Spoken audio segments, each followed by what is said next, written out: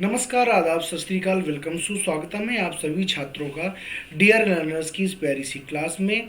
और आप पढ़ रहे हैं मेरे साथ यानी शशांक तिवारी सर के साथ में सीडीपी की ये महत्वपूर्ण वीडियो। आज से हमने सिस्टमेटिक वे पर एक यूपी टेट 2023 की जो सीरीज को शुरू किया है, यूपी टेट ऑनलाइन क्लासेस को जो शुरू किया है, उसमें सीडीपी की आज ये पहली क्लास है। इस बार हम ये दिखाना चाह रहे हैं कि आप जरा देखिए किस प्रकार से सिस्टम से एक पढ़ा जाता है और किस प्रकार से सफलता को सुनिश्चित किया जाता है। एक टॉपिक, उसके बाद क्वेश्चंस, टॉपिक, फिर प्रैक्टिस, फिर टॉपिक और फिर प्रैक्टिस। तो इस क्रम में हम चलने वाले हैं। जैसा कि आप स्क्रीन पर देख पा रहे होंगे प्यारे बच्चे, यहाँ पर मनोविज्ञान का इतिहास हम पढ़ाएंगे। आज क्लास फर्स्ट है। बड़ा ही सिस्टमेटिक वे से हमने टाइप करवा के बहुत ही व्यवस्थित तरीके से इन चीज़ों को देने की आपकी एक सफल कोशिश की है। मेरा ऐसा मानना है कि ये जो मैंने कोशिश की है बहुत ही सफल रहेगी और आप इस कोशिश के जरिए बहुत ही अच्छी तरीके से अपनी पढ़ाई को आगे की तरफ लेकर के जाएंगे। इसलिए आज की क्लास को शुरू करेंगे। शुरू करने के पहले आपसे एक बहुत ही तहे दिल से गुजारिश है कि जो भी बच्चे यहाँ आज जुड़े हुए हैं हमारे साथ में, सबके सब एक बार सेशन को लाइक करेंगे और शेयर जरूर करेंगे, ताकि आपके साथ साथ आपके बहुत सारे मित्र समूहों में इस वीडियो को जाना चाहिए। आज इस वीडियो के माध्यम से हम आपको क्वालिटी कंटेंट दिखाएंगे कि इस प्रकार से डीएल लर्नर्स पर आगे कंटेंट चलने वाला है। तो मैं ऐसी आशा करता हूं कि आपको कंटेंट बहुत पसंद आएगा और आप इस कंटेंट को बहुत ही अच्छी तरीके से समझ बूझ करके आगे अपनी प्रैक्टिस करेंगे। आगे इस पर हमारे साथ आप जुड़े रहेंगे, प्रैक्टिस भी करते रहेंगे, ताकि आने वाले आगामी एग्जाम में आपकी तैयारी बहुत ही अच्छी हो। शुरू करेंगे। ये डीएल लर्नर्स के सोशल मीडिया साइट्स हैं, यहाँ पर आप जुड़ सकते हैं और जुड़ करके आप अपनी बातों को डीएल लर्नर्स तक पहुँचा सकते हैं। और कोई भी सुझाव जो कि आपके करियर से संबंधित है, जो कि आपकी टीचिंग के एग्जाम से संबंधित है, आप यहाँ पर सलाह ले सकते हैं। इस नंबर पर आप कॉल करके और भी बहुत सारी बेहतर जानकारियों को प्राप्त कर सकते हैं, जो कि हो सकता है आपको ना पता हो। तो इस नंबर पर आप कॉल करिए। ये जो नंबर है डीएल लर्नर्स की टीम का नंबर है, यहाँ पर आप कॉल करें और कॉल करके अपनी जानकारियों को, अपनी जो भी मुसीबतें हैं उनको साझा करके उनको हल्का करने की कोशिश करेंगे। बाकी आप टेलीग्राम से जुड़ जाएंगे, वहाँ पर आपको इसकी पीडीएफ प्राप्त होगी। मैं दिखा देता हूँ कि जैसे कि ये आप पहला पेज देख पा रहे होंगे मेरे हिसाब से, थोड़ा सा ऊपर करके पढ़ेंगे क्योंकि साइड में मैं भी कहीं ना कहीं आ रहा हूँ। तो ये मनोविज्ञान के इतिहास एवं संप्रदाय के बारे में है। तो आज क्लास रहेगी मनोविज्ञान के इतिहास के बारे में, विभिन्न परिभाषाओं के बारे में, किन किन लोगों ने किन किन प्रकार के मतों का समर्थन किया, ये बात आप जानेंगे। इसके बाद में आप जानेंगे कि मनोविज्ञान कब दर्शन शास्त्र का भाग था, कब उससे अलग हुआ। यहाँ पर आप ये भी जानेंगे कि मन का विज्ञान, आत्मा का विज्ञान, चेतना का विज्ञान और मस्तिष्क या मन का विज्ञान मनोविज्ञान को कब कहा गया। तो सारी जानकारियों को इंटीग्रेटेड करते हुए एक बहुत ही पैक के रूप में एक बहुत ही अच्छे सुव्यवस्थित तरीके से नोट्स प्रोवाइड करेंगे हम। तो आप बने रहें हमारे साथ, देखते रहें डीएल लर्नर्स ये चैनल। और यहाँ पर आप देखेंगे आज क्वालिटी कंटेंट के बारे में हम बात करेंगे। जैसा कि पहला पेज आपके सामने उपस्थित है, आप देख पा रहे होंगे कि यहाँ पर लिखा हुआ है मनोविज्ञान का इतिहास एवं संप्रदाय के बारे में आज हम यहाँ पर आपको पढ़ाने वाले हैं। देखें और अपनी आपका क्या अनुभव रहा है उसको साझा जरूर करें हमारे साथ। कमेंट बॉक्स में जरूर हमको सुझाव दें, क्योंकि आपका फीडबैक हमारे लिए सुधार का एक काल होता है, सुधार का एक समय होता है। चलिए शुरू करेंगे। जैसे कि आप देख पा रहे हैं, लिखा है मनोविज्ञान का इतिहास। इतिहास कर जानने के पहले, इतिहास पढ़ने के पहले कुछ हम बेसिक जो बातें उन पर नजर डाल लेते हैं। आखिर मनोविज्ञान का क्या है। लिखा है मनोविज्ञान मानव के व्यवहार का अध्ययन है। या बहुत ही ध्यान से देखिएगा, आज जो मनोविज्ञान की परिभाषा चलती है वो बढ़ती। मनोविज्ञान क्या है, तो मानव के व्यवहार का क्या है, एक अध्ययन है। हम दूसरा पेन सिलेक्ट कर लेते हैं, ब्लैक लेते हैं, ये अच्छा चलेगा। चलिए देखिए, मनोविज्ञान क्या है। मनोविज्ञान क्या है, मानव के व्यवहार का एक अध्ययन है। मानव के भीतर घटने वाली मानसिक घटनाओं का सूक्ष्म से सूक्ष्म अध्ययन मनोविज्ञान का आधार है। मनोविज्ञान क्या है, क्या करते हैं मनोविज्ञान के अंदर। आज हम जो सीडीपी पढ़ने के लिए, चाइल्ड डेवलपमेंट एंड पेडागोजी में, आज हम जो मनोविज्ञान की बात करते हैं, हालांकि हमें पढ़नी तो एजुकेशनल साइकोलॉजी है, यानी शिक्षा मनोविज्ञान है, लेकिन मनोविज्ञान के प्रादुर्भाव को जाने बिना, इसकी उत्पत्ति को जाने बिना आगे बढ़ना हमारे लिए सही नहीं होगा। क्योंकि जब आप सही से पढ़ रहे हैं, सिस्टम में पढ़ रहे हैं, तो आपको ये बहुत जरूरी है कि आप इसके बारे में जानें। तो मनोविज्ञान में हम करते क्या है कि मनुष्य के अंदर अंतर मन में घटने वाली समस्त घटनाओं को, चाहे वो छोटी से छोटी घटनाएं हों, उनके बारे में हम जब एक उसको एक आधार बना करके जिस विज्ञान पर अध्ययन करते हैं उसको हम मनोविज्ञान कहते हैं। जैसा कि आप अगर बात करें हम मनोविज्ञान तो मन का विज्ञान, आप समझ ना, मन माने मन या हमारे भीतर जो घटनाएं घटित हो रही हैं, जो हमारे साथ फिनोमिना हो रहे हैं। मनोविज्ञान का व्यवहार स्वाभाविक व अर्जित दोनों प्रकार का होता है। जो मानव है कुछ व्यवहार इसमें जन्मजात होते हैं, अनुवंशिकता के द्वारा आते हैं, और कुछ व्यवहार जब मानव इस संसार पर आता है, इस पर्यावरण में आता है, तो पर्यावरण से सीखता है। वो जो सीखे गए व्यवहार होते हैं प्यारे बच्चे, हम उनको अर्जित व्यवहार कहते हैं, उनको हम एक्वायर्ड बिहेवियर कहते हैं। और ऐसे व्यवहार जो हमारे माता पिता के द्वारा हमें जीन के रूप में दिए जाते हैं उनको हम बायोलॉजिकल बिहेवियर कहते हैं, या आनुवंशिक या स्वाभाविक व्यवहार कहते हैं। जैसे जब हम पैदा होते हैं तो भूख का लगना, मलमूत्र का त्याग करना, ठीक है, बहुत सारी हमारी जो बेसिक आवश्यकताएं होती हैं वो हमारी जन्मजात आवश्यकताएं होती हैं। बल्कि जो अर्जित आवश्यकताएं होती हैं, समाज में रहना, बोलना, उठना बैठना, अन्य अन्य भाषाओं का प्रयोग करना, लोगों से कैसे इंटरेक्ट करते हैं, ये चीज़ें सीखना, ये हमारी आती हैं अर्जित व्यवहार के अंतर्गत। तो दोनों प्रकार के व्यवहार होते हैं। अतः इन दोनों प्रकार के व्यवहारों का वैज्ञानिक ढंग से, याद रखिएगा, वैज्ञानिक ढंग से आपको अध्ययन करना है, ना कि यूं ही कुछ भी कह दिया, किसी ने कुछ भी बता दिया आपने मान लिया, नहीं। वैज्ञानिक ढंग से अध्ययन ही मनोविज्ञान के अंतर्गत आता है। तो मनोविज्ञान के अंदर कुल मिला के अगर हम सार की बात करें तो यहाँ पर कहा गया है कि मनोविज्ञान एक व्यवहार का विज्ञान है। तो आपको psychology is a science of behaviour, एक व्यवहार का विज्ञान है।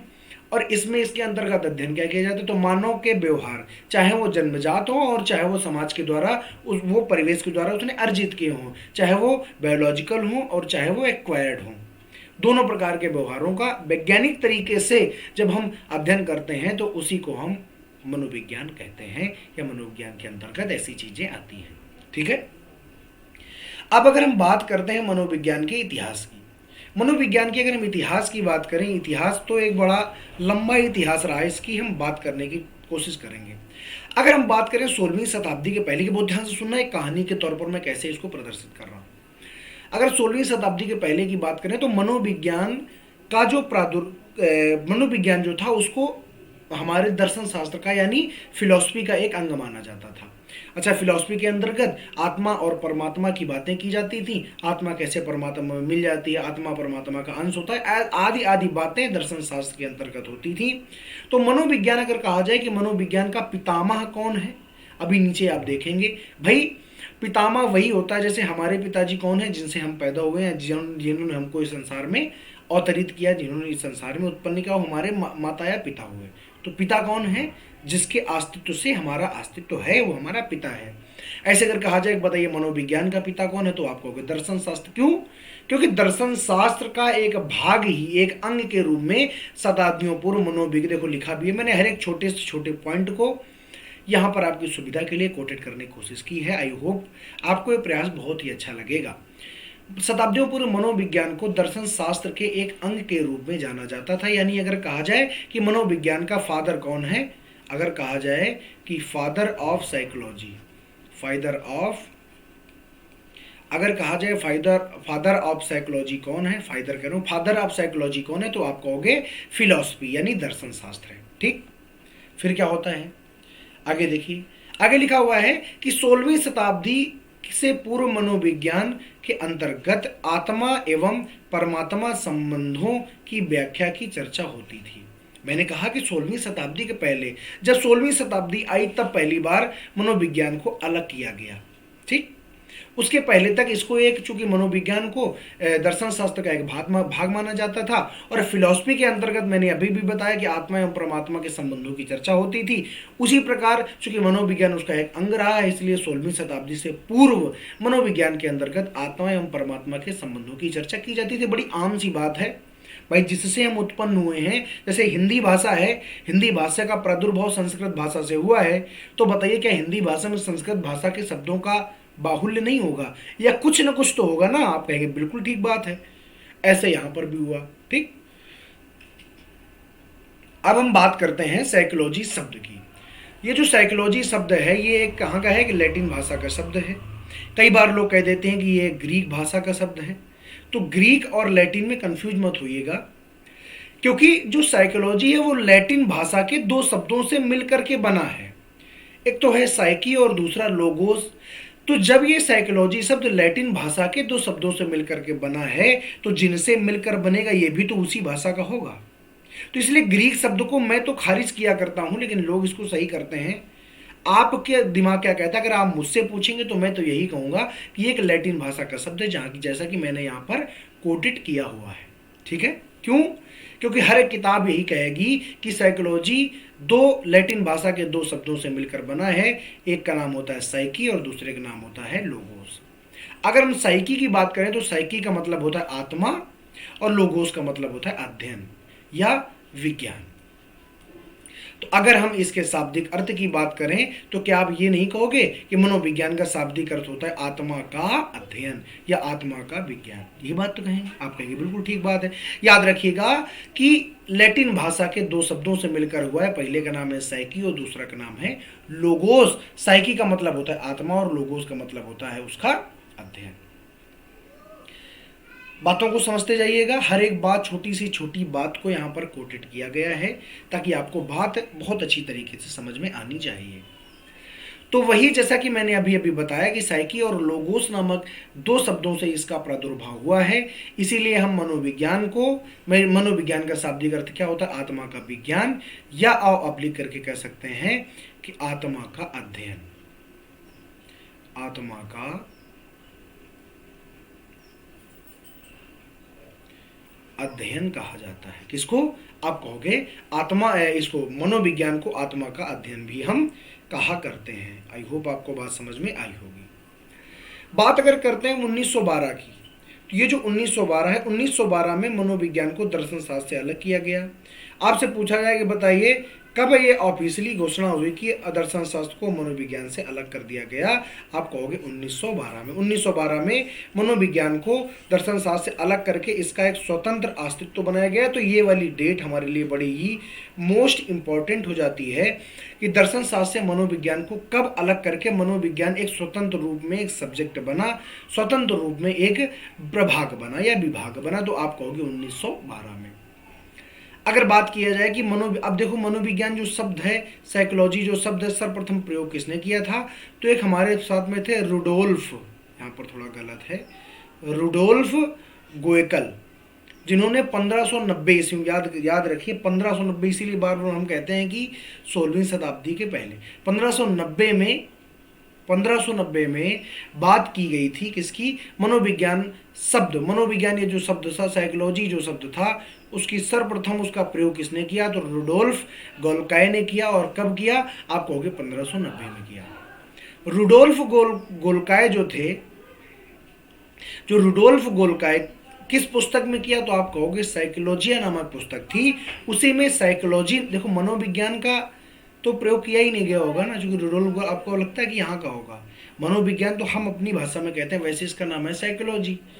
तो साइकोलॉजिया नामक पुस्तक में रुडोल्फ गोल्काय ने साइकोलॉजी शब्द का प्रयोग किया था, जिसको आप कहते हो मनोविज्ञान। तो अगर पूछा जाए कि मनोविज्ञान शब्द का प्रयोग सर्वप्रथम किसने किया? आप कहोगे रुडोल्फ गोल्काय ने किया। कब किया? 1590 ईस्वी में किया। और उनकी पुस्तक का क्या नाम था? किस पुस्तक में किया? तो साइकोलॉजिया नामक पुस्तक में किया। सारी की सारी बातें एग्जाम में कई बार पूछी जा चुकी हैं, इसलिए मेरा निवेदन है कि आप सभी इन समस्त बातों को याद रखेंगे, कंठस्थ रखेंगे। ठीक है। बात बोली जाए कि दर्शन शास्त्र को मनोविज्ञान का पिता माना जाता है। जैसे कि अभी मैंने आपको कहा था कि अगर पूछा जाए कि फादर ऑफ, देखो दो तरीके हैं। अगर कहा जाए मनोविज्ञान का जनक किसको, तो एक तो हो गया फादर ऑफ साइकोलॉजी, हो गए अरस्तु। लेकिन अगर इसके परिप्रेक्ष्य में पूछा जाए कि कौन से शास्त्र को मनोविज्ञान का पितामह माना जाता है, तो आप कहोगे दर्शन शास्त्र को। तो आप कहोगे मनोविज्ञान का जो फादर है वो दर्शन शास्त्र को माना जाता है। लेकिन वैसे अगर कहा जाए कि मनोविज्ञान का जनक किसको कहते हैं, तो आप कहोगे अरस्तु, यानी फादर ऑफ साइकोलॉजी किसको कहते हैं? अरस्तु। तो अगर एक सब्जेक्ट के रूप में पूछा, अब देखो इसको पितामह इसलिए कहते हैं, मैंने बार बार अभी बताया, चूंकि जो मनोविज्ञान था वो दर्शन शास्त्र से अलग किया गया। 1912 में इसको एक स्वतंत्र सब्जेक्ट के रूप में अलग किया गया था। इसीलिए अब चूंकि दर्शन शास्त्र से अलग हुआ है, तो भैया सीधी बात, ऐसे हम कहते हैं हिंदी की आदि जननी भाषा क्या है, तो आप कहते हो संस्कृत भाषा है। क्यों? क्योंकि संस्कृत भाषा से हिंदी भाषा का प्रादुर्भाव हुआ है, ये बात तो है। ऐसे ही चूंकि दर्शन शास्त्र से ही मनोविज्ञान का, फिलोसफी से ही साइकोलॉजी का डेवलपमेंट हुआ, विकास हुआ, इसीलिए अगर कहा जाए फादर ऑफ, अगर इस परिप्रेक्ष्य में पूछे तो दर्शन शास्त्र, फिलोसफी, और अगर पूछे कि अगर व्यक्ति के परिप्रेक्ष्य में पूछे कि कौन से पर्सन जिनको मनोविज्ञान का फादर कहा जाता है, साइकोलॉजी का फादर कहा जाता है, तो आप फिर अरस्तू लगाएंगे। ठीक। अगर कहा जाए आधुनिक मनोविज्ञान के प्रणेता कौन है, तो आप कहेंगे विलियम जेम्स। ये अमेरिका वाले मानते हैं, याद रखिएगा। अगर, और देखो ये सारी की सारी चीजें हम तुमको इसलिए बता रहे हैं ताकि आपके दिमाग में बैठे कि ये बात कहाँ से उठी, ये बात कहाँ से उठी। ठीक। अमेरिका वाले ये मानते हैं कि आधुनिक मनोविज्ञान के जो प्रणेता रहे हैं वो रहे हैं विलियम जेम्स। और अगर हम अपने एग्जाम की बात करें तो हमें भी अपने एग्जाम में विलियम जेम्स को ही सही करना है। अगर बात किया जाए कि प्रयोगात्मक मनोविज्ञान के जनक कौन माने जाते हैं, तो आप कहोगे विल्हेम वुंड। क्यों प्रयोगात्मक माने, अगर कहा जाए कि एक्सपेरिमेंटल साइकोलॉजी के जनक कौन है, फादर ऑफ एक्सपेरिमेंटल साइकोलॉजी, तो आप कहोगे विलियम वुंड का नाम है। क्यों इनको प्रयोगशाला का प्रयोगात्मक मनोविज्ञान का जनक कहा गया? तो अगर मान लीजिए कि किसी का कोई नाम पढ़ रहा है तो कोई ना कोई थीम तो होगी ना, कोई ना कोई उसने प्रयास तो किया होगा, तब तो उसका नाम पढ़ा। आप कहोगे बिल्कुल ठीक बात। चूंकि विलियम वुंड साहब ने क्या किया था कि मनोविज्ञान की प्रथम प्रयोगशाला 1879 ईस्वी में, ये बड़ी खास बात है, 1879 ईस्वी में कहाँ पर, जर्मनी के, और ये भी बड़ी खास बात है, जर्मनी के लिप्जिंग शहर में। जर्मनी में एक शहर है, जैसे अपने यहाँ भारत में बहुत सारे शहर हैं, मुंबई, कोलकाता, बेंगलुरु, तमाम चीज़ें हैं। ऐसे यहाँ पर अगर हम बात करते हैं तो जर्मनी का एक शहर था जिसका नाम था लिप्जिंग शहर। यहाँ पर स्थापित की मनोविज्ञान की प्रथम प्रयोगशाला। तो इससे क्वेश्चन बहुत बार पूछा गया कि कब स्थापित की, तो आप कहोगे 1879 में स्थापित की, 1879 ईस्वी, 1879 में। कहाँ पर स्थापित की, तो देश का क्या नाम था, जर्मनी। जर्मनी के किस शहर में स्थापित की, तो आप कहोगे लिप्जिंग शहर में। किसने स्थापित की, तो विल्हेम वुंड ने स्थापित की। अब चूंकि एक ऐसा व्यक्ति, एक ऐसा पर्सन जो पहली बार प्रयोगशाला लगा रहा है, जबकि उसके विषय में कोई ज़्यादा जानता भी नहीं है, और जब इस बारे में लोगों का ध्यान गया, जब इस बारे में लोगों ने जानना शुरू किया, इसका ज़्यादातर विकास प्रथम विश्व युद्ध और द्वितीय विश्व युद्ध में ज़्यादा हुआ था। क्योंकि उस समय क्या हुआ कि द्वितीय विश्व युद्ध में या प्रथम विश्व युद्ध में, दोनों में से किसी एक विश्व युद्ध में, जब अमेरिका की स्थिति खराब होनी शुरू हो गई, सैनिकों ने हार मानना शुरू किया, सैनिकों ने लड़ने से मना करना शुरू कर दिया, क्योंकि सैनिकों के अंदर कहीं ना कहीं पहले भैया डर की भावना बैठ चुकी थी।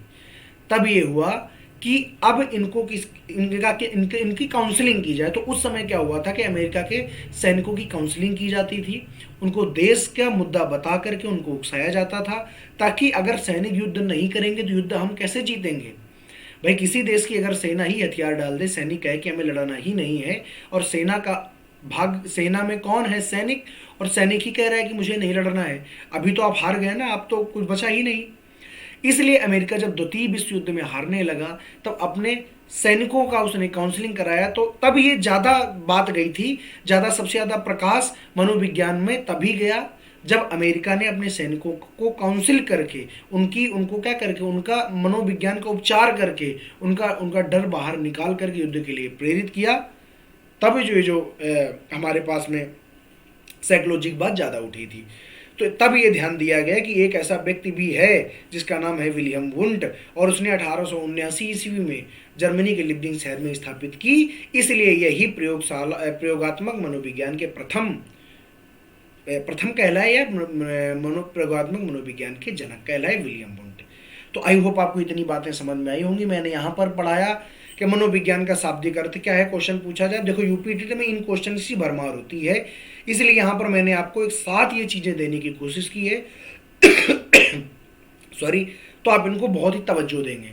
मनोविज्ञान का शाब्दिक अर्थ क्या है? मनोविज्ञान दो शब्दों से मिलकर के बना है, जैसा कि आप ऊपर देख रहे हैं, साइकी और लोगोस। साइकी का मतलब होता है आत्मा और लोगोस का मतलब होता है अध्ययन। तो मनोविज्ञान का अर्थ हुआ आत्मा का अध्ययन या आत्मा का विज्ञान, दोनों चीजें हैं।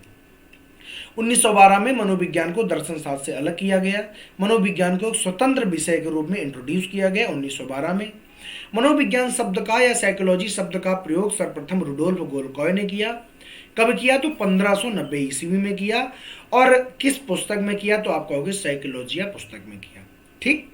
रुडोल्फ गोल्काई की जो पुस्तक का नाम था वो था साइकोलॉजिया, और इसने ही 1590 में सर्वप्रथम साइकोलॉजी यानी मनोविज्ञान शब्द का प्रयोग किया था।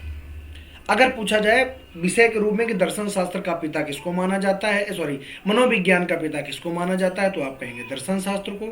वहीं अगर पर्सन के रूप में पूछे, व्यक्ति के रूप में पूछे मनोविज्ञान का जनक किसको माना जाता है, तो आप कहोगे अरिस्तु या एरिस्टोटल को माना जाता है। अगर बात की जाए कि आधुनिक मनोविज्ञान के प्रणेता कौन है, तो आप कहेंगे विलियम जेम्स हैं। अगर कहा जाए कि प्रयोगात्मक मनोविज्ञान के जनक कौन है, तो आप कहेंगे विलियम वुंट। अगर कहा जाए क्यों, प्रश्न आएगा कि सर्वप्रथम मनोविज्ञान की प्रयोगशाला स्थापित करने का श्रेय किस व्यक्ति को जाता है, तो आप कहेंगे विलियम वुंट। विलियम वुंट ने किस सन में या किस वर्ष में मनोविज्ञान की प्रथम प्रयोगशाला को स्थापित किया, तो आप कहेंगे 1879 ईस्वी यानी 1879 ईस्वी। पूछा जाए कि किस देश में स्थापित किया, तो आप कहेंगे जर्मनी में स्थापित किया, और जर्मनी के किस शहर में स्थापित किया, तो आप कहेंगे जर्मनी के लिप्जिंग शहर में स्थापित किया था। इतनी बातें मैं आपको बता चुका हूं, और अब हम आगे की तरफ चलेंगे। जैसा कि आप हेडिंग देख पा रहे होंगे, मनोविज्ञान के विकास का क्रम। मनोविज्ञान का विकास कैसे कैसे हुआ, कब हुआ और क्यों हुआ, और इसके समर्थक कौन थे, ये सारी बातों का प्रयास हम करेंगे। और फिर अगर मान लीजिए कोई एक शब्द आया तो उसको अस्वीकार क्यों कर दिया गया, ठीक है। तो यहां पर आप हेडिंग देख रहे होंगे, हेडिंग लगी हुई है मनोविज्ञान के विकास का क्रम, कैसे कैसे विकसित हुई, किस क्रम में विकसित हुई। तो सबसे पहले अभी अभी मैंने आपको सिखाया है, क्या सिखाया है कि जो साइकोलॉजी है इसका दो शब्दों से हुआ है। पहले का नाम मैंने बताया है साइकी, और दूसरे का मैंने बताया है लोगोस, यही तो बताया है। और इसमें हमने कहा था साइकी का मतलब होता है, तो मैंने शाब्दिक अर्थ निकाला आत्मा का विज्ञान। क्या निकाला था? आत्मा का विज्ञान। तो अगर हम साइकोलॉजी की बात करें तो सबसे पहले इसको क्या कहेंगे, तो आप कहोगे सर जी सबसे पहले इसको कहा गया आत्मा का विज्ञान। बहुत ध्यान से सुनिएगा। जब मनोविज्ञान को एक स्वतंत्र रूप में, या जब मनोविज्ञान हमने पढ़ना शुरू किया, जब से पढ़ा जा रहा है, तो इसको आत्मा, सबसे पहले मनोविज्ञान को आत्मा का विज्ञान के रूप में जाना गया। आत्मा के विज्ञान के रूप में इसका अध्ययन शुरू हुआ, साइंस ऑफ सोल के रूप में शुरू हुआ। कब शुरू हुआ? आपसे पूछा जाएगा कि मनोविज्ञान को आत्मक विज्ञान कब माना जाता था, आप कहोगे 16वीं सदी में माना जाता था, 16th सेंचुरी में माना जाता था। इसके प्रमुख समर्थक कौन थे? और ये प्रश्न बहुत ही रोचक होता है, आपको लेकर के दे करके आ जाएगा कि निम्न में से आत्मा का विज्ञान नहीं माना है, या निम्न में से आत्मा का विज्ञान मानने वाले। याद रखिएगा, यूपी टेट के दृष्टिकोण से ये बहुत ही इंपॉर्टेंट बात है। अगर आप सीटेट की तैयारी कर रहे होते तो इतना ज़्यादा मैं इस पर फोकस ना करता, क्योंकि इस प्रकार के फैक्चुअल क्वेश्चन, फैक्ट से रिलेटेड क्वेश्चन सीटेट नहीं पूछता है। लेकिन यूपी टेट जो है वो फैक्ट से रिलेटेड क्वेश्चन पूछता है। 30 में 20 या 25 ऐसे प्रश्न होते हैं जो फैक्ट से ही रिलेटेड होते हैं। इसलिए सीटेट और यूपी टेट में बेसिक अंतर यहां से एक लाइन खिंचती है, क्योंकि फैक्चुअल क्वेश्चन उसकी पूछनी प्रक्रिया, उसकी पूछने की आदत नहीं है, बल्कि जो हमारा यूपी टेट है फैक्चुअल क्वेश्चन पर ही कंसंट्रेटेड एग्जाम है। तो प्रमुख समर्थन कौन हुए? तो देखो, अगर हम बात करें, अगर अभी अभी हमने आपको बताया कि फादर ऑफ साइकोलॉजी कौन है, आपने कहा था अरस्तु। अरस्तु के ही एक बहुत ही आज्ञाकारी शिष्य हुए जिनका नाम हुआ प्लेटो, और प्लेटो के शिष्य हुए डेकार्टे। तो अरस्तु और प्लेटो और डेकार्टे, ये तीन ऐसे व्यक्ति थे, और ये तीन बहुत ही महत्वपूर्ण व्यक्ति हैं जिन्होंने ये माना कि मनोविज्ञान आत्मा का ही विज्ञान है। तो आपसे कहा जाए कि इस पर बात किसी हुई, तो आत्मा की खोज एवं उसका अध्ययन ही मनोविज्ञान का प्रमुख ध्येय है। ऐसी बात प्लेटो, अरस्तु एवं डेकार्टे ने की। कब की? 16वीं शताब्दी में की। इसको अस्वीकार क्यों कर दिया गया, इसको नेग्लेक्ट क्यों कर दिया गया, मतलब क्यों नहीं माना गया? अब देखो, है क्या कि मान लीजिए आप कह रहे हो, आपने ये बात कही है, ध्यान से सुनिएगा। आप जैसे कह रहे हो कि मनोविज्ञान को आत्मा का विज्ञान कहा जाता है, साइंस ऑफ सोल कहा जाता है, तो आप किस बेस पर कह रहे हो? तो आपसे तर्क करने वाला यही तो भाई, कभी कभी होता नहीं कि जैसे भगवान और जब विज्ञान पर जब कभी डिबेट होती है तो भगवान का पक्ष थोड़ा कमजोर क्यों पड़ने लगता है? क्योंकि वैज्ञानिक पूछता है कि बताइए, मुझे बताइए, दिखाइए कैसा होता है, मुझे छू करके देखना है, इसका आकार कैसा होता है, आकृति कैसी होती है। मैं ये नहीं कहता हूँ भगवान नहीं है, मैं तो खुद मानता हूँ भगवान है, बड़ी श्रद्धा रखता हूँ उनके पक्ष में। लेकिन जब समझाने की बात आती है, जैसे आप भगवान को डिफाइन नहीं कर सकते हो, वैसे आत्मा को भी क्या आप डिफाइन कर सकते हो क्या? और जानते सभी हैं कि हमारे अंदर एक आत्मा है जो उस परमात्मा का कोई अंश है, और इसीलिए हम जिंदा हैं। जिस दिन इस अंश को उस परमात्मा ने निकाल लिया, यानी जो परमात्मा ने हमको दे रखा है, जिससे हम चेतन हैं, जीवित हैं, जिस दिन वो अंश परमात्मा ने ले लिया तो हम कैसे हो जाएंगे? निर्जीव। तो वही कहा गया कि जब डिबेट हुई तो कहा गया आत्मा क्या है, इसका रूप कैसा होता है, इसका आकार कैसा होता है। तो आदि की जब व्याख्या नहीं कर पाए अरस्तु, आदि आदि जब जो अरस्तु, प्लेटो और डिकार्टे जब इसकी व्याख्या नहीं कर पाए तो उस समय के जो मनोवैज्ञानिक थे उन्होंने इसको नकार दिया। कहा गया कि जिस चीज के बारे में हम कुछ पता ही नहीं है, हमें जिसके बारे में हम कुछ जानते ही नहीं है, जिसको नाप नहीं सकते, जिसको तौल नहीं सकते, जिसको देख नहीं सकते, उसको हम मनोविज्ञान कैसे मान सकते हैं? तो माने मनोविज्ञान को आत्मा का विज्ञान नहीं माना गया, निरस्त कर दिया गया। और निरस्त करने का जो सबसे ज्यादा प्रयास किया वो किया हमारे पेम्पोनोजी ने। तो अब बताओ, आत्मा का विज्ञान नहीं माना गया तो फिर किसका विज्ञान माना गया? तो फिर दूसरे नंबर पर इसको माना गया मन का विज्ञान। तो फिर कुछ लोगों ने कहा कि नहीं नहीं, ये आत्मा का विज्ञान नहीं है। तो कहा गया भाई किसका विज्ञान है? तो उन्होंने कहा कि ये मन का विज्ञान है, ये है साइंस ऑफ माइंड। क्या है ये? Science of mind. कब कहा गया? तो 17वीं शताब्दी में कहा गया। समय याद रखना बहुत ही आपके लिए जरूरी है। 16वीं शताब्दी में क्या कहा गया? कहा गया कि ये है साइंस ऑफ सोल, आत्मा का विज्ञान है। ठीक, उसकी समीक्षा उसकी समर्थन किसने किया? अरस्तु, डेकार्टे और प्लेटो ने। वहीं पर कुछ लोगों ने कहा कि चूंकि इसको हम जान नहीं पाते हैं, इसका कोई रंग नहीं है, रूप नहीं है, भेद नहीं है, इसलिए इसको हम नकारते हैं।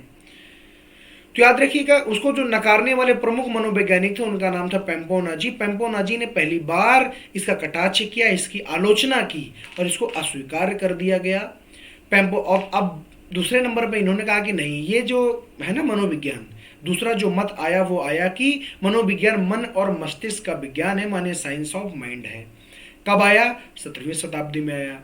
इस विचार को के प्रमुख समर्थक कौन थे? तो पेम्पोनोजी थे, जॉन लॉक थे, थॉमस रीड थे और बर्कले थे। वही जॉन लॉक हैं जो कहते थे कि बच्चे का जो मस्तिष्क है वो कोरी स्लेट के समान होता है, टेबुला रासा। इसकी बात करने वाले यही जॉन लॉक साहब हैं। जॉन लॉक साहब ने ही एडोलसेंस की बहुत ज्यादा बात की है, तो ये वही है। ठीक है, चलिए आगे सुनिए। तो ये हो गए समर्थन वाले। अब इसकी आलोचना क्यों की गई? आत्मा के अस्तित्व की ही भांति मन का भी कोई यथार्थ नहीं है, यानी कि हम दूसरे के मन के, सामने वाले के मन में क्या चल रहा है, वो क्या सोच रहा है, वो क्या करने वाला है, इसके बारे में हम जान सकते हैं क्या? तो फिर से वही बात आ गई। इन्होंने नकारा कि आत्मा को हम नहीं जानते हैं, और विलियम जेम्स ने इनको नकार दिया कि तुम ये तो कह रहे हो आत्मा को नहीं जानते, लेकिन तुम्हारा मन कौन सा बहुत वैसा है? भाई आप मेरे मन में क्या चल रहा है ये क्या आप जान पाओगे क्या? आपके मन में क्या चल रहा है ये क्या मैं जान पाऊंगा क्या? नहीं। इसका मतलब इसीलिए इसको भी नकार दिया गया। आत्मा के अस्तित्व की भांति मन का भी कोई यथार्थ नहीं है, यानी दूसरे के मन में क्या है हम नहीं जान सकते, इसलिए इसको भी नकार दिया गया। तो तीसरा जो विचार आया, तीसरे विचार में ये कहा गया कि देखिए ऐसा है कि इसको चेतना का विज्ञान माना जा सकता है। ये क्या है? ये चेतना का विज्ञान है, यानी साइंस ऑफ कॉन्शियसनेस है, ये चेतना का विज्ञान है। ये कहने वाले प्रमुख कौन थे? तो आप कहोगे कहने वाले विलियम जेम्स थे। इसको कहने वाले कौन थे? तो आप कहोगे इसको कहने वाले थे हमारे विलियम जेम्स, प्रमुख रहे हैं उसमें, और विलियम वुंट ने इसका समर्थन किया। और विलियम वुंट के ही कौन स्टूडेंट हुए इनका, जिनका नाम हुआ ईबी टिचनर, स्टूडेंट हुए जिनका नाम हो ईबी टिचनर और जेम्स सली आदि आदि लोगों ने इसका समर्थन किया। किसका समर्थन किया? कि जो हमारा यो मनोविज्ञान है ये क्या है? चेतना का विज्ञान है। फिर से वही बात आई, देखिए नीचे लिखा हुआ है। और इनको, और इसका समय सीमा क्या हुआ? तो 19वीं सदी। चेतना के विज्ञान का समय सीमा क्या है? 19वीं सदी। और इसके समर्थन करने वाले ये हैं। अब इसके अंतर्गत किसका किसका अध्ययन किया जाता है? तो चेतना से अभिप्राय सभी संवेदनाओं, इच्छाओं, संवेगों एवं संकल्पों के अध्ययन से। चेतना क्या है? चेतना का मतलब होता है आदमी चेतन है, चेतन का मतलब उसमें जान है। अच्छा बताइए कि अगर जो मनुष्य है अगर वो पशुओं जिंदगी जिए तो फिर चेतना किस बात की? यानी उसमें संवेदनाएं होती हैं, दूसरे के प्रति, दूसरे के दुखों और सुखों के प्रति संवेदना होती है। छोटे बच्चे के प्रति संवेदना होती है। संवेदना का मतलब होता है इमोशन, उसमें इमोशन होते हैं।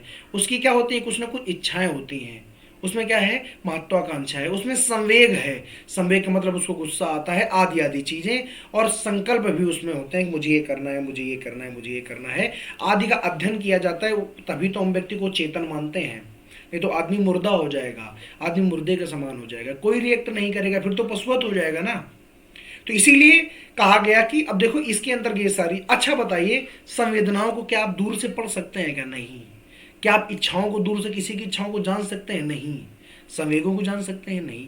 अब देखिए हुआ क्या कि यहां पर कहा गया कि मन भी हमारे दो तीन प्रकार के होते हैं, चेतन, अचेतन और अवचेतन। ध्यान से सुनना, मन भी तीन प्रकार के, चेतन, चेतना लिखा हुआ है, चेतन और अचेतन और अवचेतन।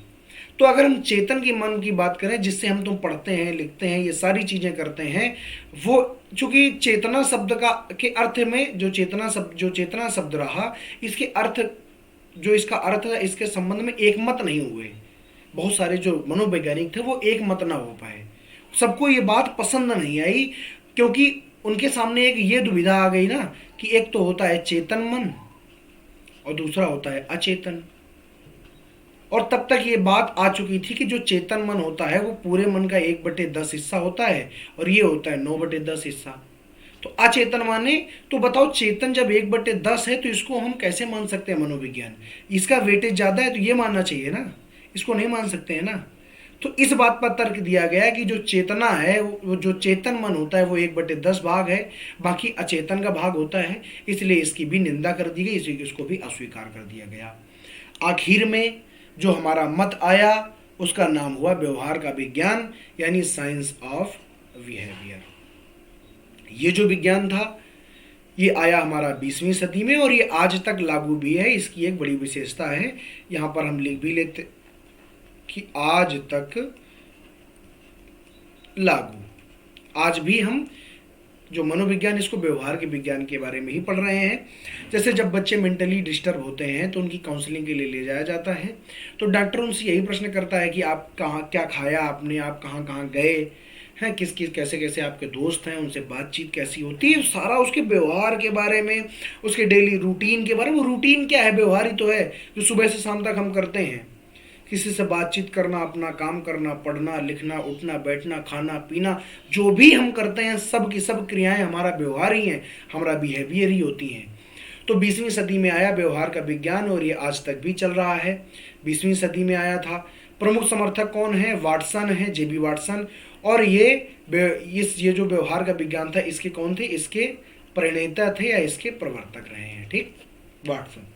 जब भी कभी व्यवहारवाद की बात आए, जब भी कभी बिहेवियरिज्म आप पढ़ना, तो वाटसन को कभी मत भूलना, क्योंकि यही इसके कह सकते हो कि स्थापनाकार थे, फाउंडर थे। फिर इनके साथ में जुड़े मैकडूगल, ईबी बोरिंग, वुडवर्थ और स्किनर, आदि आदि लोगों ने इसका समर्थन किया। यह मनोविज्ञान की एक नवीन विचारधारा है, बिल्कुल नई नई विचारधारा है मनोविज्ञान की, ठीक। सुनो, मनोविज्ञान की विचार, अब इसको तो अस्वीकार किया नहीं गया क्योंकि इसके बाद कुछ आया ही नहीं। तो यहां तक आपको मैंने पढ़ाया, और मैंने यहां पर 3 प्रकार की बातें की, एक बार मैं देख देता हूं। सबसे पहले क्या माना गया? तो आप कहोगे मनोविज्ञान को आत्मा का विज्ञान माना गया, और इसको माना गया 16वीं शताब्दी में। प्रमुख समर्थक कौन? कम से कम इतना याद रखना है, प्लेटो, अरस्तु और डेकार्टे, ठीक। प्रश्न पूछा जाएगा कि मनोविज्ञान को आत्मा का विज्ञान मानने के समर्थक हैं, तो प्लेटो, अरस्तु और डेकार्टे। फिर दूसरे नंबर पर माना गया मनोविज्ञान को मन और मस्तिष्क का विज्ञान माना गया, जिसके समर्थक प्रमुख हैं पैम्पनोजी, इनके साथ हैं जॉन लॉक, थॉमस रीड और बर्केले। इन्होंने माना, कब माना? 17वीं शताब्दी में माना, ठीक। तीसरे नंबर पर आता है आलोचना का, चेतना का विज्ञान, साइंस ऑफ कॉन्शियसनेस। इसको मानने, इसका समय सीमा क्या है, इसका समय क्या है? तो 19वीं शताब्दी है। इसको मानने में प्रमुख थे William James, William Wundt, EB Titchener और जेम्स सली। आगे अगर चौथी बात करें, चौथी बात में इसको माना गया व्यवहार का मनोविज्ञान, मनोविज्ञान को व्यवहार का विज्ञान माना गया, साइंस ऑफ बिहेवियर माना गया। 20वीं शताब्दी से आज तक ये चल रहा है। इसके प्रमुख जो समर्थन करता थे वो थे जेबी वाटसन, ठीक है, William McDougall, EB boring, Woodworth और स्किनर। यह एक नवीनतम विचारधारा है जो आज भी लागू है, तो इसका कोई आलोचनाकार नहीं होगा, ना ही इसकी आलोचना की गई है। अब हम यहाँ पर कंसंट्रेट करेंगे कि जो प्रमुख परिभाषाएं हैं, जो प्रमुख परिभाषाएं दी गई हमारे विभिन्न विभिन्न मनोवैज्ञानिकों के द्वारा मनोविज्ञान के संबंध में। अब चूंकि लास्ट में देखो व्यवहार ही आया है, तो इन्होंने जो ये जो सारे के सारे लोग परिभाषा देने आएंगे, ये व्यवहार का ही विज्ञान इसको मानेंगे। तो अगर हम वुडवर्थ की बात करें तो वुडवर्थ ने, और याद रखिएगा वुडवर्थ की जो परिभाषाएं होती हैं बहुत पूछी जाती हैं और बड़ी फेमस परिभाषाएं हैं। वुडवर्थ के अनुसार वुडवर्थ ने 2 परिभाषाएं दी। कहा मनोविज्ञान वातावरण के संबंध में व्यक्ति के क्रियाकलापों का अध्ययन है। क्योंकि वुडवर्थ किसको समर्थन करते थे, तो वुडवर्थ कहते थे कि मनोविज्ञान व्यवहार का विज्ञान है, यानी साइंस ऑफ बिहेवियर है। इसीलिए ये तो यही कहेंगे ना, मनोविज्ञान वातावरण के संबंध में व्यक्ति के क्रियाकलापों, क्रियाकलाप ही तो व्यवहार होते हैं, क्रियाकलापों का अध्ययन है। ये एक परिभाषा किसकी है, वुडवर्थ की। और याद रखिए यूपी टेट के हर साल जितनी बार भी पेपर होता है तो 4 से 5 परिभाषाएं हर बार आनी बिल्कुल फिक्स हैं। तो आपको यहाँ से याद करके चलनी, एक न एक परिभाषा यहाँ से जरूर पूछी जाती है हर बार। अगर हम अगले की बात करते हैं प्यारे भैया, अगला जैसे लिखा हुआ है वुडवर्थ की दूसरी परिभाषा क्या है। तो जैसे कि आपने एक क्रम देखा प्यारे भैया, क्या देखा क्रम, मैं आपको बताता हूं। आपने क्रम ये देखा, ऊपर कर लेते हैं, आपने क्रम ये देखा कि सबसे पहले माना गया आत्मा का विज्ञान, फिर उसको खत्म किया गया तो माना गया मन का विज्ञान, उसको खत्म किया गया तो माना गया चेतना का विज्ञान, और जब चेतना को भी खत्म किया गया तो माना गया भैया हमारा व्यवहार का विज्ञान। तो अब ये देख रहे हैं कि ये खत्म हो गया, ये भी खत्म हो गया, ये भी खत्म हो गया, और ये अभी चल रहा है। तो इसी के बेस पर एक परिभाषा बनाई किसने, वुडवर्थ ने। देखो लिखा हुआ है, सर्वप्रथम मनोविज्ञान ने अपनी आत्मा को छोड़ा। आत्मा वाला सबसे पहले छूटा, सबसे पहले आत्मा वाला गलत हुआ। फिर इसने अपने मन को त्यागा, दूसरे में मन का विज्ञान को का आलोचना की गई। फिर इसने चेतना खोई, फिर तीसरे नंबर पर चेतना के विज्ञान की आलोचना की गई, और वर्तमान में इसने व्यवहार के रूप में अपना लिया है। और वर्तमान में ये किसका विज्ञान है, तो व्यवहार का विज्ञान है। तो ये बड़ी सीधी सी बात है कि आप ये कह सकते हो कि जो चारों का जो सीक्वेंस रहा, इसी को एक परिभाषा के रूप में तब्दील करने की कोशिश की गई वुडवर्थ के द्वारा, और ये बड़ा सफल प्रयास रहा है। और याद रखिएगा ये परिभाषा एग्जाम में, अगर मैं सही हूं तो कम से कम जब तक एग्जाम हुआ है तो किसी न किसी सेट में हर बार आई है और आगे आती रहेगी, क्योंकि ये बहुत अच्छी परिभाषा है। इस परिभाषा से आप पूरे के पूरे इतिहास को जान सकते हैं कि क्रम कैसे रहा है, क्या क्या बोला गया। सर्वप्रथम मनोविज्ञान ने अपनी आत्मा को छोड़ा, फिर अपने मन का त्याग किया, फिर चेतना खोई, और अब वर्तमान में उसके पास व्यवहार के रूप में अपना लिया है। आगे अगर बात करते हैं तो स्किनर ने भी कहा है कि मनोविज्ञान व्यवहार एवं अनुभव का विज्ञान है। बड़ी ही टॉप क्लास की परिभाषा है, और मेरा ऐसा मानना है कि आपको इस परिभाषा को बिल्कुल रट के रखना चाहिए, क्योंकि मैंने कई बार इसको एग्जाम में आते हुए देखा है। मैं बार बार आपसे कह रहा हूँ कि यूपी टेट जो है ये फैक्चुअल डेटा बेस्ड क्वेश्चन बहुत ज़्यादा पूछता है, इसलिए मैं चाहता हूँ कि आप हमेशा तैयार रहें फैक्चुअल बेस्ड डेटा के क्वेश्चन के लिए। अगर हम बात करें क्रो एंड क्रो, और इसको आप गांठ बांध लीजिए, मैं कह के जाता हूं कि ये यूपी टेट में जरूर आएगा, ये बेहद इंपॉर्टेंट है, वेरी वेरी इंपॉर्टेंट है। क्रो एंड क्रो हर जगह अपनी परिभाषाएं देंगे, अभी से याद रखिएगा। क्रो एंड क्रो कहते हैं मनोविज्ञान मानव व्यवहार एवं मानवीय संबंधों का अध्ययन है। यानी मानवीय संबंधों माने मनुष्य आपस में, हम लोग कहाँ रहते हैं, समाज में रहते हैं, तो समाज में रहते हुए हमारे एक दूसरे से संबंध भी तो होते हैं। कोई चाचा लगता है, कोई दादा लगता है, कोई ताऊ लगता है, तो कोई कुछ, हमारे आपस में संबंध होते हैं। और इन्हीं संबंधों में हम जो व्यवहार करते हैं इनके साथ में, यही क्या होते हैं, मनोविज्ञान के अंतर्गत आते हैं। तो आप कहोगे, अगर यहाँ पर आपसे पूछा जाए तो आप क्या बताओगे, तो आप बताओगे कि मनोविज्ञान क्या है, तो आप कहोगे मनोविज्ञान मानव व्यवहार एवं मानवीय संबंधों का अध्ययन है। मानव एक दूसरे के साथ कैसे संबंध रखता है और कैसे वो व्यवहार करता है, अगर इसको ऑब्जर्व किया जाए तो आप उसके मनोविज्ञान को, उसके मन को, उसके मन में क्या चल रहा है, उसकी आंतरिक प्रक्रियाओं को जान सकते हैं। ऐसी बात क्रो एंड क्रो करते हैं, और ये बहुत ही मोस्ट इंपॉर्टेंट परिभाषा है। अगर बात करें मैकडूगल साहब की, तो मैकडूगल ने कहा कि मनोविज्ञान आचरण व व्यवहार का विज्ञान है। आचरण व व्यवहार का विज्ञान हमारे मैकडूगल साहब ने कहा। वाटसन की बात करें तो वाटसन ने कहा कि मनोविज्ञान व्यवहार का शुद्ध विज्ञान है। अभी अभी मैंने कहा था कि जब भी कभी आपको वाटसन की बात आए तो याद रखिए वाटसन व्यवहारवादी हैं। क्या हैं? व्यवहारवादी, अगर आपसे कभी अभी जब आप आगे पढ़ेंगे स्कूल्स ऑफ साइकोलॉजी पढ़ेंगे तो वहाँ पर आप पढ़ेंगे व्यवहारवाद, तब वहाँ पर आप पढ़ रहे होंगे कि वाटसन को व्यवहारवाद का संस्थापक माना जाता है, फाउंडर माना जाता है। इसलिए वाटसन मनोविज्ञान को व्यवहार का शुद्ध विज्ञान कहते हैं। तो ये बहुत अच्छी बात है क्योंकि ये व्यवहारवादी हैं ही, तो इनकी परिभाषा तो हम ऐसे ही याद रखेंगे कि जो व्यवहारवादी है वो व्यवहार की ही बात करेगा।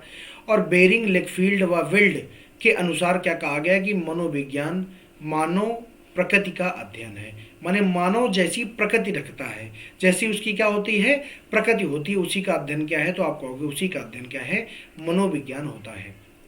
तो मुझे ऐसा लगता है आपको समझ में आया होगा। बीच में मैंने डिस्टरबेंस ना हो इसलिए मैंने लाइक, शेयर और सब्सक्राइब के लिए नहीं कहा है। मैं ऐसा भरोसा करता हूं कि अगर आपको ये कंटेंट पसंद आता है तो आप लाइक और शेयर जरूर करेंगे, ताकि आगे आने वाले एग्जाम में हम आगे आने वाले समय में बहुत ही आपके लिए तैयारी कर पाएँ, बहुत ही अच्छी तरीके से हम तैयारी करके आपको बहुत बेहतर पढ़ा पाएँ। इसके लिए आप लाइक शेयर जरूर करें। आपका बहुत बहुत धन्यवाद है, आपने इस क्लास को ज्वाइन किया है और आप रेगुलरली क्लास यूं ही ज्वाइन करते रहिए। हम आपके लिए नया नया कंटेंट यूं ही लाते रहेंगे और कल की क्लास में हम मिलेंगे। हमारी सीडीपी की आज ये पहली क्लास थी। इसी प्रकार का कंटेंट रोज आपके सामने मैं डिलीवर करूंगा, बहुत ही एक पॉजिटिव अप्रोच के साथ में, बहुत ही ज़्यादा एक आपको अंडरस्टैंडिंग बनाते हुए, ताकि आपको ये बात बहुत अच्छी तरीके से समझ में आए, ताकि आप जब एग्जाम में जाएँ तो आपको कोई दिक्कत ना आए। तो इसी आशा और विश्वास के साथ में आज की इस वीडियो को ख़त्म करेंगे। अगले वीडियो में आपके साथ मिलेंगे, तब तक के लिए जय हिंद, नमस्कार।